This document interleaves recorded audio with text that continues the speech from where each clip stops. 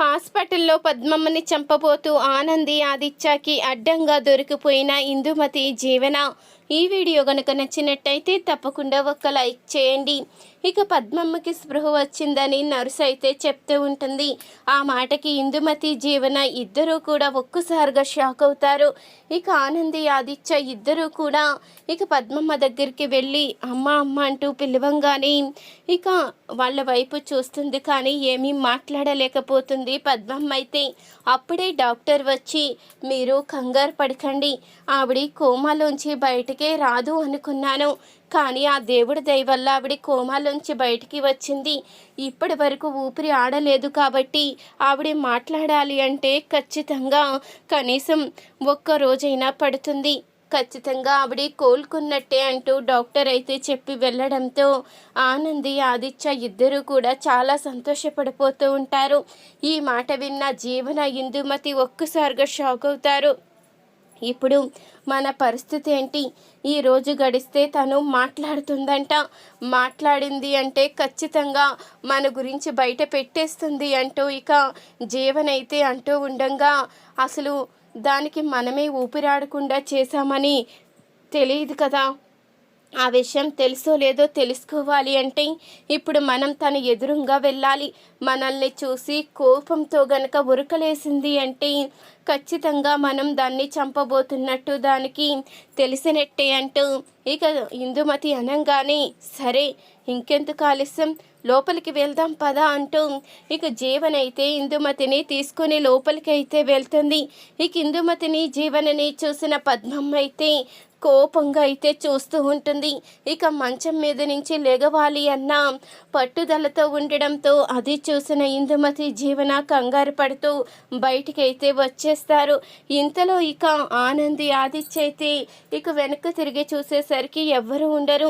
ఏమైందమ్మా, ఎవరిని చూసి అలా కంగారు పడుతున్నావు అంటూ అడుగుతూ ఉండగా అప్పుడే పద్మమ్మ అయితే నార్మల్ అయిపోతుంది. ఇంతలో ఇక జీవన ఇందుమతి ఇద్దరూ బయటికి వచ్చి చూసావా, నేను అన్నాను కదా ఆ పద్మమ్మ గుర్తుపట్టేస్తుంది అని, ఖచ్చితంగా తను గుర్తుపట్టినట్టుంది, అందుకని మనం ఇద్దరం లోపలికి వెళ్ళంగానే మన వైపు కోపంగా చూస్తుంది అంటూ ఇక అంటూ ఉండంగా అవునే ఆ పద్మమ్మ మనల్ని గుర్తుపట్టేసినట్టుంది, ఇప్పుడు ఏం చెయ్యాలో అర్థం కావడం లేదు.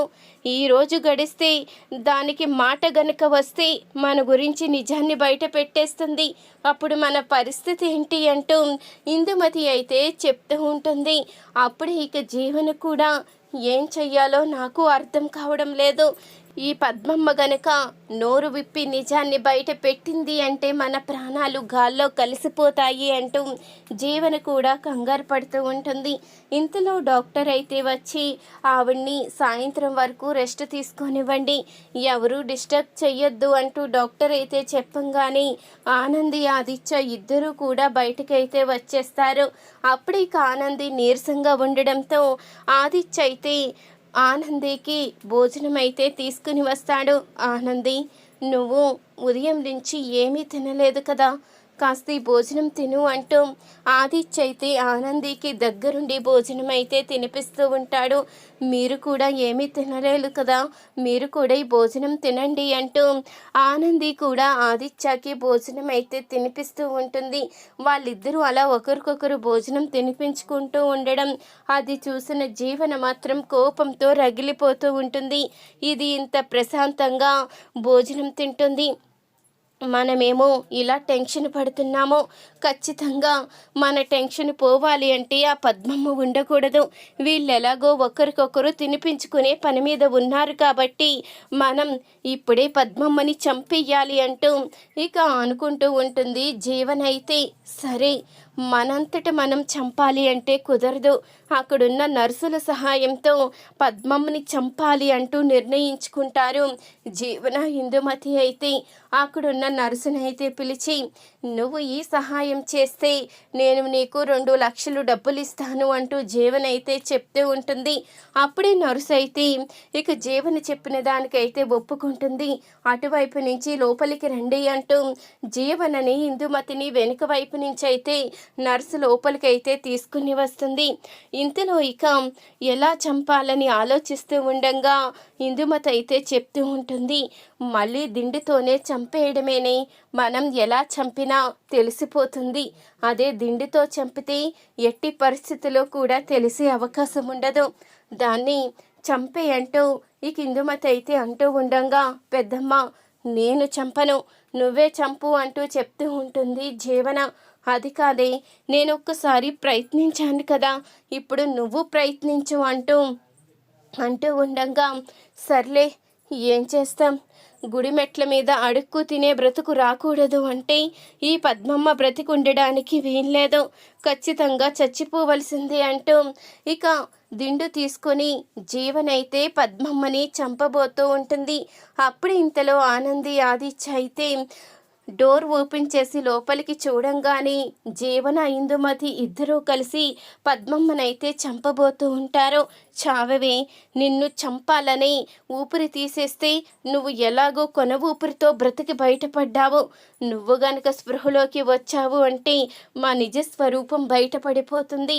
ఆనందియే అసలైన జీవనని నిజం బయటపడకుండా ఉండడానికి ఆ నిజం నీకు తెలుసు కాబట్టి నువ్వెక్కడ జ్యోతి సూర్య దగ్గర నిజాన్ని బయట పెట్టేస్తావు అని నీ ఊపిరి తీసేస్తే నువ్వు ఈ కొన ఊపిరితో కూడా మమ్మల్ని చంపేసేలా ఉన్నావు. ఈ కొన ఊపిరి కూడా తీసేస్తేనే నీ గొడవ మాకు వదిలిపోతుంది, నిజాలు ఎప్పటికీ బయటపడవు అంటూ ఇద్దరూ కూడా మాట్లాడుకుంటూ ఇక పద్మమ్మనైతే చంపబోతూ ఉంటారు. ఇదంతా చూసిన ఆనంది ఆదిత్య అసలు నిజమైతే తెలుసుకొని ఒక్కసారిగా ఇందుమతి అంటూ అరుస్తుంది ఆనంది. ఇక ఇందుమతి జీవన ఒక్కసారిగా షాకే చూస్తూ ఉంటారు. నా తల్లినే చంపాలని చూస్తావా అంటే అమ్మకి ఊపిరి ఆడకుండా ఆగిపోవడానికి కారణం నువ్వే అన్నమాట. నేను అసలు ఏమైందో అర్థం కాని అయోమయ పరిస్థితిలో ఆలోచిస్తున్నాను. చివరికి ఇంత దుర్మార్గంగా నా తల్లినే చంపాలని చూస్తావా? ఇన్ని రోజులు నువ్వు ఎన్ని పాపాలు చేసినా ఊరుకున్నాను. ఆదిత్య గారు, ఆ మీడియా వాళ్ళకి ఫోన్ చేసింది జీవనే.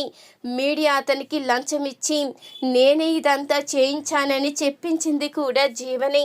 ఆల్రెడీ ఆ విషయం తెలుసుకున్నాను. జీవనని గనక మీ అమ్మగారు మెడపట్టుకుని బయటికి గెంటేస్తే నా కన్న తల్లి సహించలేదు.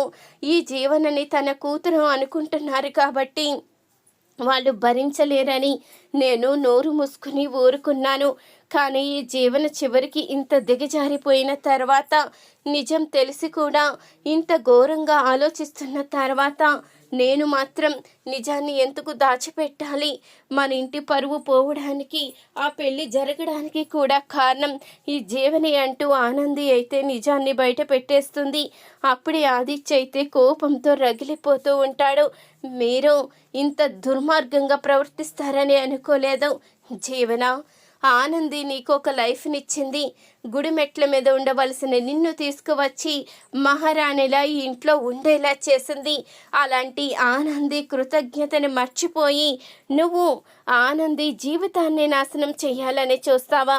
చివరికి ఈ నిజం ఎవరు తెలుసుకున్నారో వాళ్ళు బ్రతకడానికి వీల్లేదని వాళ్ళనే చంపాలని చూస్తావా? నువ్వు అసలు మనిషివేనా? నీలాంటి దాన్ని క్షమించడానికే వీల్లేదు. ఇన్ని రోజులు నువ్వు ఆనందిని ఎంత తప్పుగా మాట్లాడినా, ఎంత బాధ పెట్టినా తమ్ముడు భార్యవని సహిస్తూ వచ్చాను. ఇక సహించేదే లేదు. నీలాంటి వాళ్ళు బయట ఉండడానికి వీల్లేదు. మీ ఇద్దరూ అరెస్ట్ అయితేనే అందరూ కూడా ప్రశాంతంగా ఉంటారు. ఎవరికి ఎలాంటి ఇబ్బంది ఉండదు. మీ ఇద్దరూ బయట ఉంటే ఎవరో ఒకరిని చంపడానికే ప్రయత్నిస్తారు. ఆఖరికి ఆస్తి కోసం జ్యోతి అత్తయ్యని, సూర్యమామయ్యని చంపడానికి కూడా మీరు వెనకాడరు అంటూ ఆదిత్య అయితే చెప్తూ ఉండగా, బావగారు ఇంకెప్పుడు ఎలాంటి తప్పు చేయను, ఈ ఒక్కసారికి వదిలేయండి. మీరు గనుక నన్ను అరెస్ట్ చేయిస్తే నా జీవితం నాశనమైపోతుంది, మీ తమ్ముడు తట్టుకోలేడు అంటూ అనంగానే ఇక క్షమించేదే లేదు. నీలాంటి దుర్మార్గురాల్ని మా తమ్ముడు ఎట్టి పరిస్థితిలో క్షమించడు. నీలా క్రూరంగా ఆలోచించే వాళ్ళు నా తమ్ముడు జీవితంలో ఉండడానికే వీల్లేదు. మీ ఇద్దరూ అరెస్ట్ అవ్వవలసిందే అంటూ ఆదిత్య ఆనంది ఇద్దరూ కూడా ఇందుమతి జీవన్కైతే షాక్ ఇస్తారు. ఇక ఇందుమతి జీవన్నైతే అరెస్టు చేయిస్తారు. ఈ వీడియో కనుక నచ్చినట్టయితే తప్పకుండా ఒక లైక్ చేయండి.